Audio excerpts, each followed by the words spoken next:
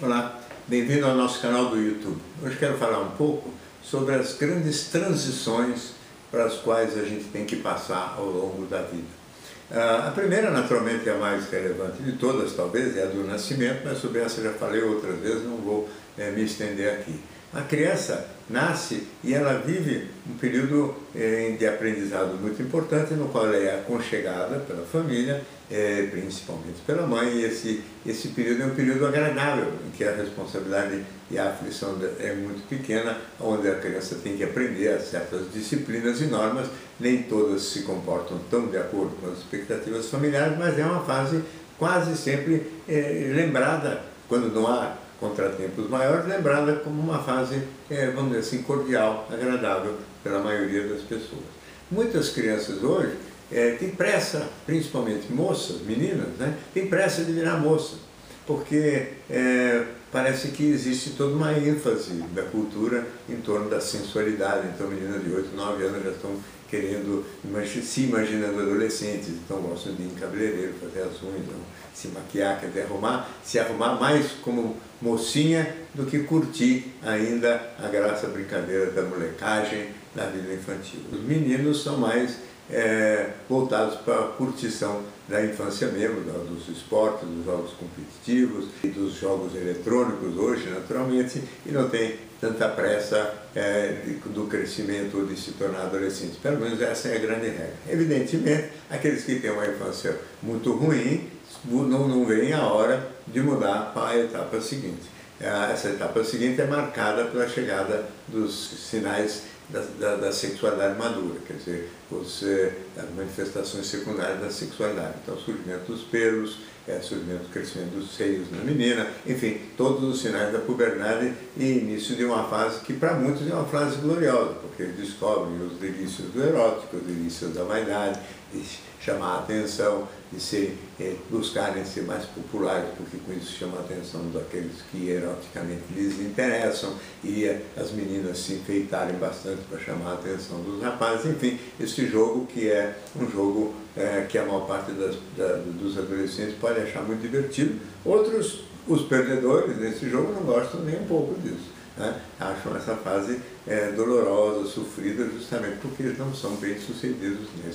nessa fase. Então, esses podem até lembrar com certo desgosto deste período e lamentar o fato de estarem crescendo, quer dizer, preferiam a fase infantil. E não são raros aqueles adolescentes que falam frases assim: não quero crescer, estou muito contente, eu gostaria de ser criança para sempre, etc. São sempre os adolescentes que não estão se dando tão bem na vida típica dessa idade, que é a vida das paqueras, das festinhas, de um ou outro porre, já começando a beber mais do que deviam, enfim, de uma vida em que eles buscam um pouco de autonomia e de rebeldia contra os padrões familiares, e começa então uma fase em que as amizades ganham força, a intimidade entre colegas fica muito poderosa e a família vai perdendo um pouquinho do vigor. Nessa fase da puberdade, adolescência, ela pode se estender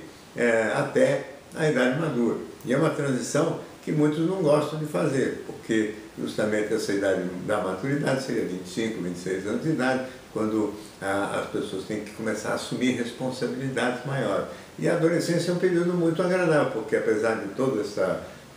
suposta independência, eles ainda têm quase sempre uma boa dependência da família, inclusive dependência prática, operacional, morar na casa dos pais, ter confortos que não advêm do seu esforço individual, ainda são meio tratados como transição entre criança e adulto e, portanto, com benefícios que vão tendo que desaparecer com o passar da idade. E a vida adulta mesmo, que começa ali entre 25 e 30 anos de idade, é vista às vezes como uma pior fase, porque ela vai integrar responsabilidade. E muitos então relutam, não querem fazer essa transição, porque estão bem ali como adolescentes, e hoje o pessoal chama esses personagens de adultescentes, os caras que ficam adiando ao máximo essa passagem para a vida responsável, para a vida em que eles têm que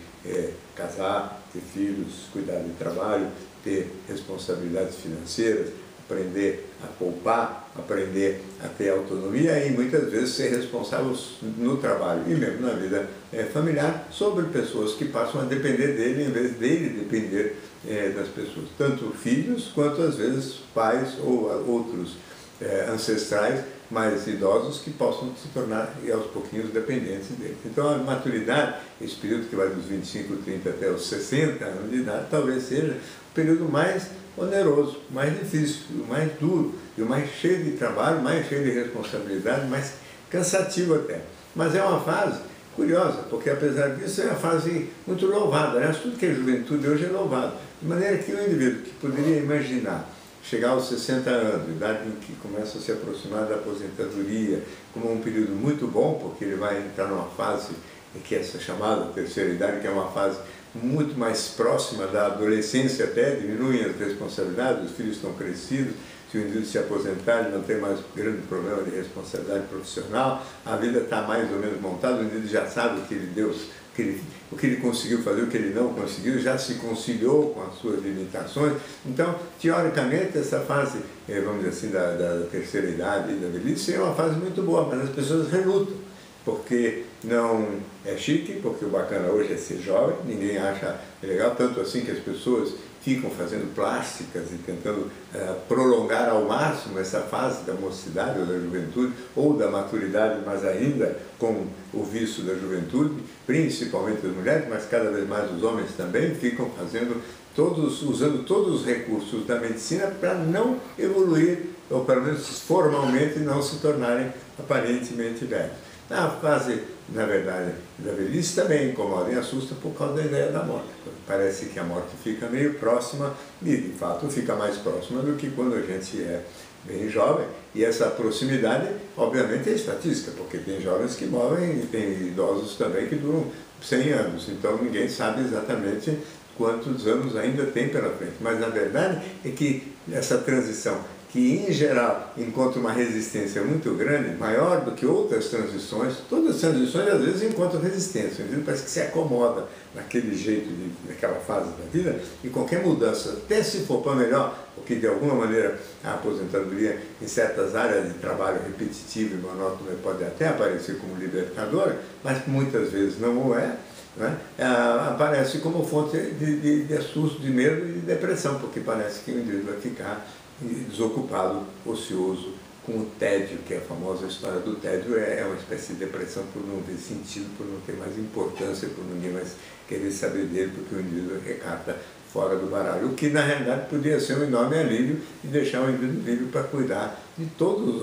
as coisas e gostos e interesses que ele não teve tempo de fazer ou de se dedicar ao longo da vida. Mas isto só para quem tem um cérebro mais poroso, mais aberto, que não tenha se cristalizado em certos hábitos e estilo de vida que viveu nos últimos 30 ou 40 anos. De modo que essa transição ela é mais difícil não só por causa do medo da morte, não só por causa desse elogio contemporâneo da mocidade, mas porque as pessoas estão com o cérebro mais cristalizados e têm, portanto, muito mais dificuldade de se adaptar a coisas novas. Quem conseguir fazer essa transição, evidentemente, poderá passar aí um período muito harmonioso e mais longo, porque provavelmente depois de uma certa idade não existe conveniência em o indivíduo se desgastar muito ou ter estresse muito grande, estresse esse que pode não ser nocivo para um corpo de 40 anos de idade, mas certamente vai ser nocivo para um corpo depois dos 65 anos de idade. Então, as pessoas deveriam tratar de aceitar de novo um pouco melhor essa transição na direção da velhice, como a gente foi